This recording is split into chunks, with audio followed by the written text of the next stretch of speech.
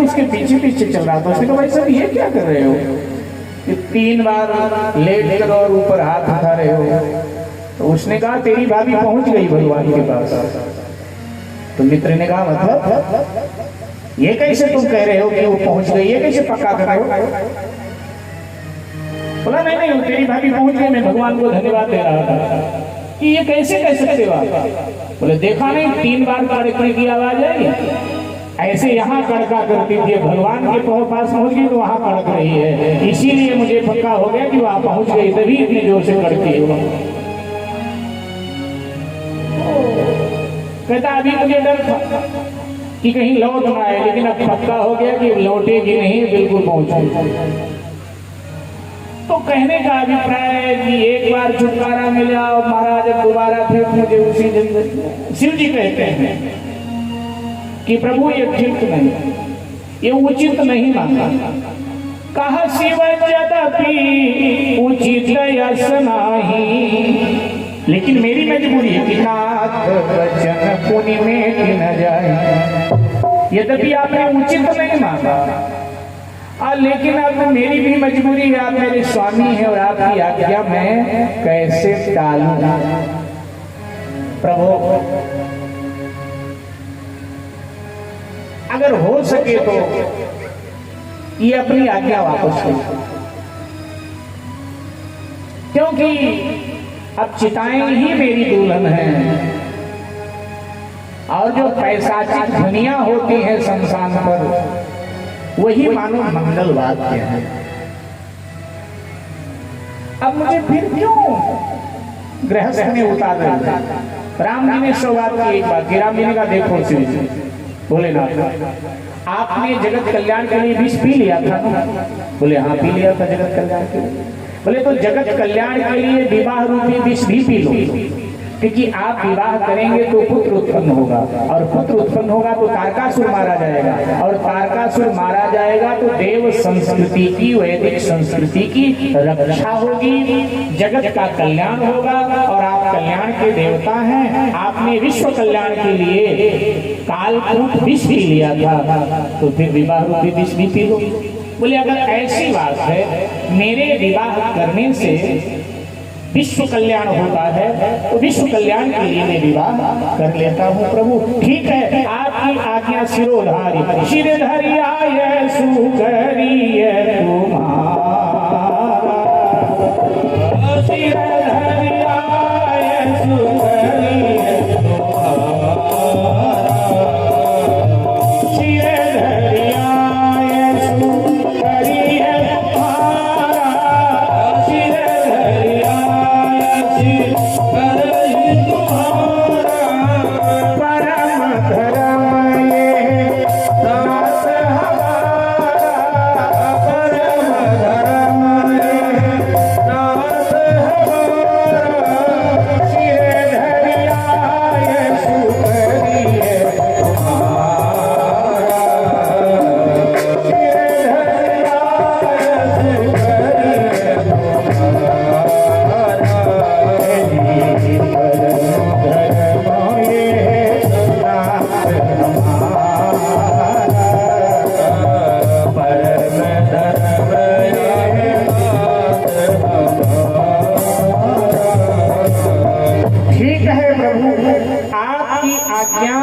शिरोधारी, मैं सर पे धारण करता हूँ आपकी आज्ञा।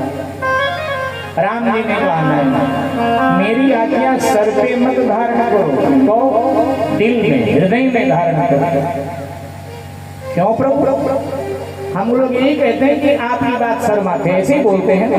तो शंकर जी ने भी यही कहा प्रभु आपकी बात सर माथे। बोले मैंने सर पे मत रखो मेरी बात, तो हृदय में दिल में रखो। क्यों प्रभु सर पे रखने में आपको क्या परेशानी? बोले परेशानी तो ही तो कह रहा हूँ। श्री जी राम जी का क्या परेशानी? बोले परेशानी ये है तुम्हारे सर से गंगा निकल के बहती है और मेरी आज्ञा कहीं बह गई तो फिर बाद में मुझे आना पड़ेगा तुम्हें आज्ञा देने, मुझे खतरा लग रहा है सर पे रखोगे, आज्ञा बह गई तो मुझे फिर आना पड़ेगा। अच्छा बात भी ठीक है, दिमाग से बात उतर जाती है और दिल में हाँ क्या कहते हो? ये कहते हैं ना, दिल में बात लग गई, दिमाग से बात उतर जाती है और दिल में बात लग जाती है। तो राम जी कहते हैं कि दिल में रखो, दिमाग में नहीं, क्योंकि शंकर तेरी जटा में। बड़ा प्राचीन भजन है, ब्रह्मानंद जी का लिखा हुआ। शंकर तेरी जटा में बहती है गंगा धारा, शंकर तेरी जटा में बहती है गंगा धारा, शंकर तेरी जटा में बहती है गंगा धारा, शंकर तेरी जटा में। शंकर तेरी जटा में बहती है गंगा धारा, शंकर तेरी जटा में बहती है गंगा धारा, काली घटा के अंदर, काली घटा के अंदर धीमी दामिनी उजाला, काली घटा के अंदर धीमी दामिनी उजाला, शंकर तेरी जटा में बहती है गंगा धारा, शंकर तेरी जटा में।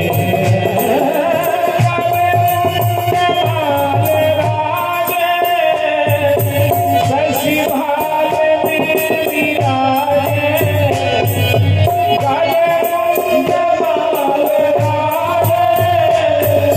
शशि भाग में विराजे, डमरू निनाद गाजे, डमरू निनाद गाजे, कर में त्रिशूल धारा, डमरू निनाद गाजे, कर में त्रिशूल धारा, शंकर तेरी जटा में बहती है गंगा धारा, शंकर तेरी जटा में। भोले तेरी जटा में बहती है गंगा धारा, भोले तेरी जटा में बहती है गंगा धारा, काली घटा के अंदर, काली घटा के अंदर धीमी दामिनी उजाला, काली घटा के अंदर धीमी दामिनी उजाला, काली घटा के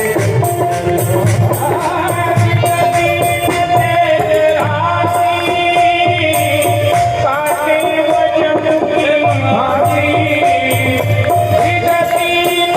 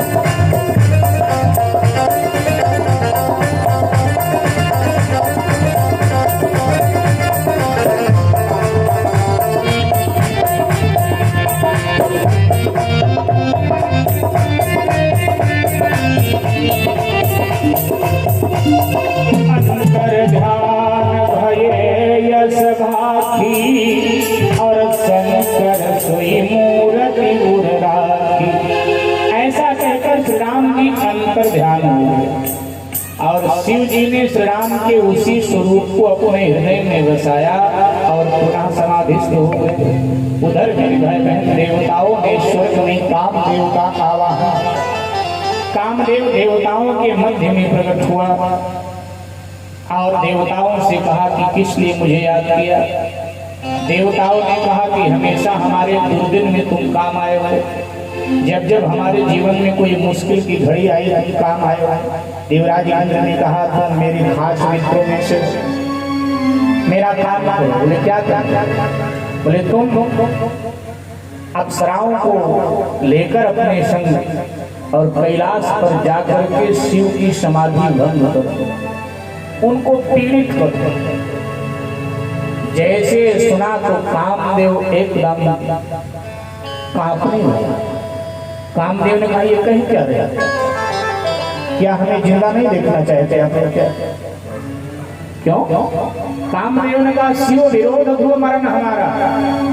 जीव का विरोध व्यक्ति कर सकता है, लेकिन शिव का विरोध करेगा तो उसकी मृत्यु ही पक्की है। महाकाल के सामने में जाके वापस लौटो जीवित ये मुश्किल। देवताओं को लगा कि ये तो कतरा रहा है जाने। अच्छा, देवता बड़े स्वार्थी, बहुत स्वार्थी। ये मैं नहीं, श्रीमद् भागवत में श्री सुखदेव जी बोले कि इतने स्वार्थी हैं कि एन प्रकार देवता अपना स्वार्थ हर किसी से सिद्धि कर ही लेते। तो देवताओं ने प्रशंसा करना कामदेव का चालू किया। देवताओं ने कहा कामदेव देखो, जो दूसरों के लिए अपने आप को बलिदान कर देते हैं, परमार्थ की वेदी पर अपने आप को अर्पित कर देते हैं, संसार में वही पूजे जाते हैं। अभी एक रूप में हम तुम्हें आदर देते हैं, तुम्हारी पूजा करते हैं, और किसी कारणवश तुम शिव की समाधि तोड़ने गए और मार दिए गए, तो हम चौराहे चौराहे पर तुम्हारी मूर्तियां लगाएंगे, माल्यार्पण करेंगे, जय जयकार करेंगे। और जैसे ये प्रशंसा किया तो ये प्रशंसा भी बड़ा शत्रु है व्यक्ति का। कई बार जो किसी हथियार से नहीं मरता है ना, प्रशंसा कई बार उसको मार देता है। इसलिए जब आपकी प्रशंसा हो रही हो तो थोड़ा सावधान हो जाए। हाँ, कई बार प्रशंसा ही व्यक्ति को मारता है। तो कामदेव प्रशंसा के लोभ में आ गया। जब देवताओं ने कहा अगर तुम देव समाज के लिए बलिदान भी हो गए तो हम चौराहे चौराहे पर तुम्हारी मूर्तियां लगाकर माल्यार्पण करेंगे, अनेक रूपों में तुम्हें पूजेंगे। कामदेव ने कहा ठीक है, फिर जा रहा हूं। तैयार हो गया और कामदेव ने तिलोत्तमा, उर्वशी, मेनका, रंभा आदि स्वर्ग सुंदरियों को लेकर के कैलाश के बर्फीले प्रदेश में प्रवेश कर गया। माया से वसंत ऋतु का निर्माण कर दिया। कुहू कुहू की ध्वनि में कोयल स्वर आलापने लगी। पपीहा पीयू पीयू की ध्वनि से वनांचल को गुंजायमान करने लगी। शीतल मंद सुगंध 3 प्रकार का पवन बहने लगा। हर वृक्ष में पत्ते हैं, फूल हैं, फल हैं, भ्रमर गुंजार करने लगे। तितलियां मडराने लगी हैं।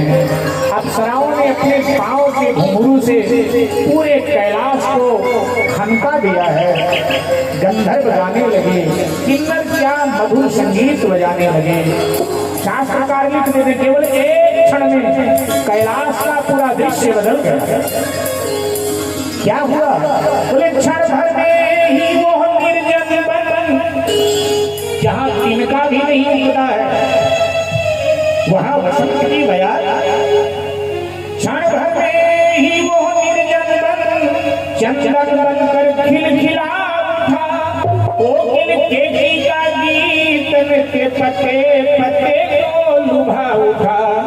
पितकों से बेलें लिपट गई, बेलों से मधुपों की टोली, बेलों से मधुकर की टोली, बेलों से मधुकर की टोली, बेलों से मधुपों की टोली, बेलों से मधुपों की टोली, बेलों से मधुपों की टोली। सरसरिता शोक सिंधु सबही हंस खेले प्रेम मिलन होली। हंस खेले प्रेम मिलन होली, हंस खेले प्रेम मिलन होली। स्वर्गीय जान साधुजा चेतन क्या जड़ को जगा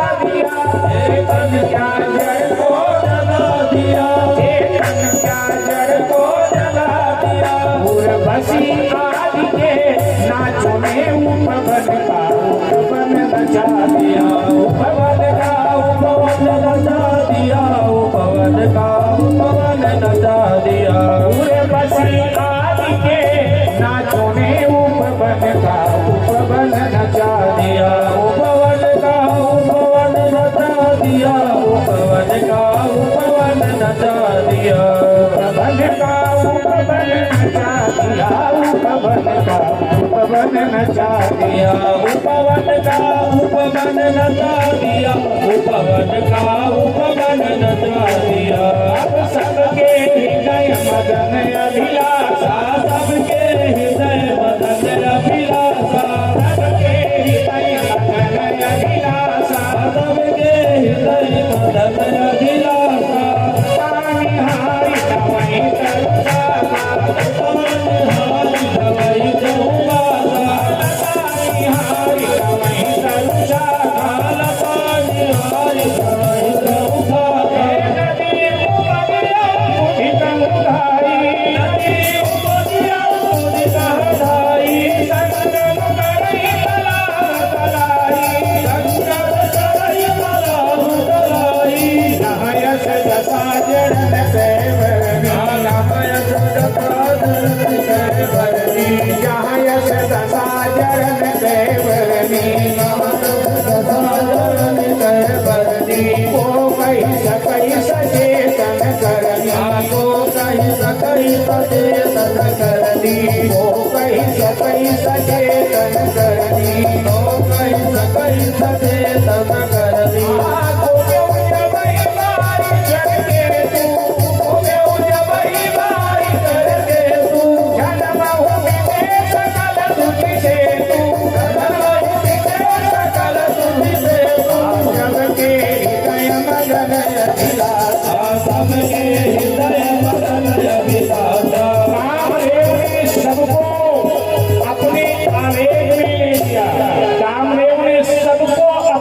चपेट में ले लिया, लताएं डिब्बों में लिपट गई, ताल तलैया संगम करने लगे। जलचर हलचर नभचर में जितने जीव थे सब काम क्रीड़ा में डूब गए। शास्त्रार्थ कहते जहाँ जड़ों की ये दशा है वहाँ चेतन का क्या वर्णन किया जाएगा, चेतन की क्या दशा रही होगी। भय काम बस जो विष तापस पावरन की लोक है, भय काम बस जो विष पावरन की लोक है, भय काम बस जो विष तापस पावरन की लोक है। हे चराचर नारी मेरे ब्रह्म में देखत रहे, हे चराचर नारी मेरे ब्रह्म में देखत रहे। अब लागे हो कहीं पुरुष में जग पुरुष सब अवलावयम, अब लागे हो कहीं पुरुष में जग पुरुष सब अवलावयम। कोई नजर भयम हाथ भीतर काम कौतुक भयम, कोई नजर भयम हाथ भीतर काम कौतुक भयम, नजर भयम हाथ भीतर काम कौतुक भयम। भय काम बस जो विष तापस पावरन की लोक है, भय काम बस जो विष तापस पावरन की लोक है। हे कहीं चराचर नारी मेरे ब्रह्म में देखत रहे, हे कहीं चराचर नारी मेरे ब्रह्म में देखत रहे।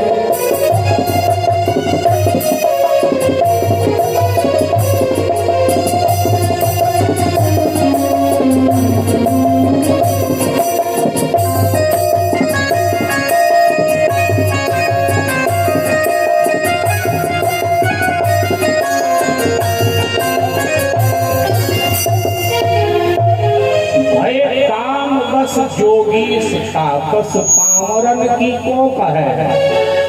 शास्त्रकार कहते हैं मूर्खों की कौन चर्चा करे, बड़े बड़े योगी तपस्वी साधु सन्यासी सब काम के वश में हो गए। जो संसार में सब में ब्रह्म दर्शन करते थे वो सब में नारी का दर्शन करने लगे।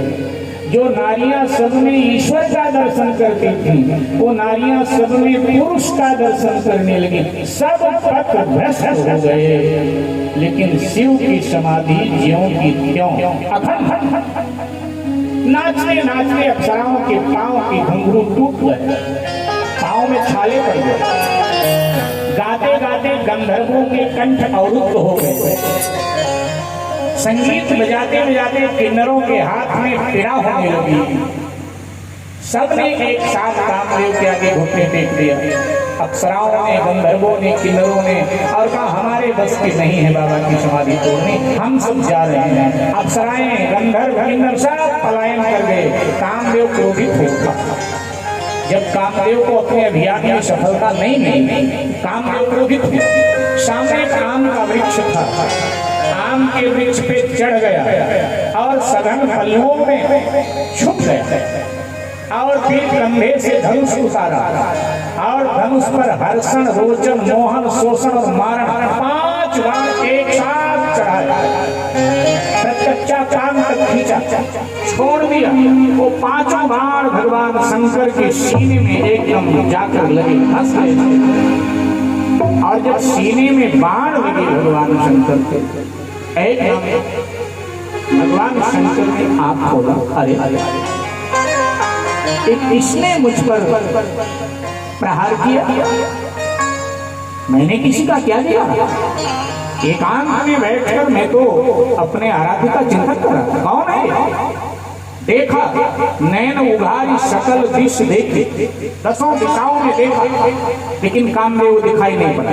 और सावधानी से सुनिए, ये कहानी नहीं, कथा है। इन 2 भौतिक नेत्रों से शिव जी को भी काम नहीं दिखाई पड़ा था। काम है जीवन का दुर्गुण, और हम लोगों को भी अपने दुर्गुण अपनी इन आंखों से दिखाई नहीं देते। इन आंखों से हमें दूसरे का दुर्गुण तो दिखाई देता है, लेकिन अपना नहीं दिखाई देता। और अपना दुर्गुण देखना है तो क्या करना पड़ेगा?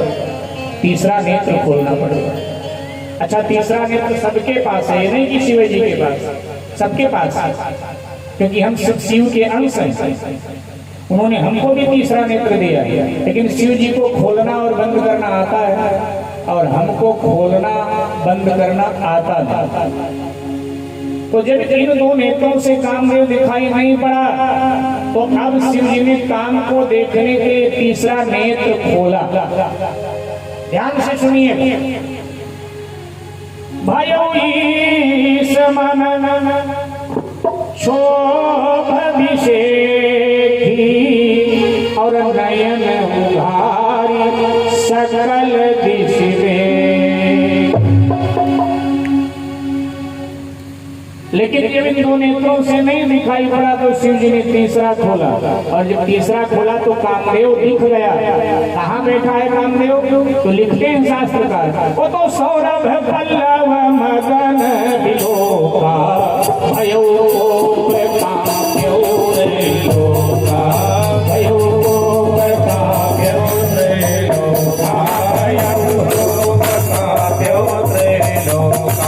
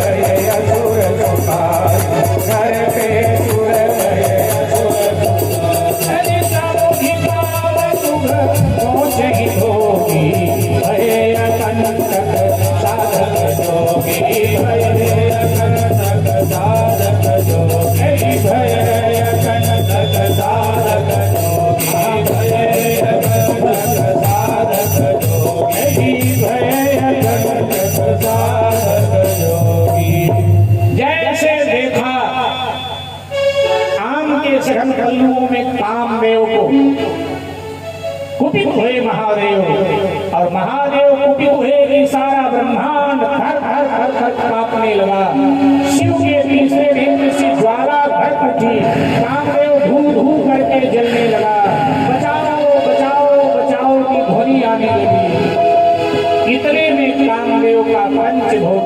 शरीर जल करके राख की ढेर में बदल गया।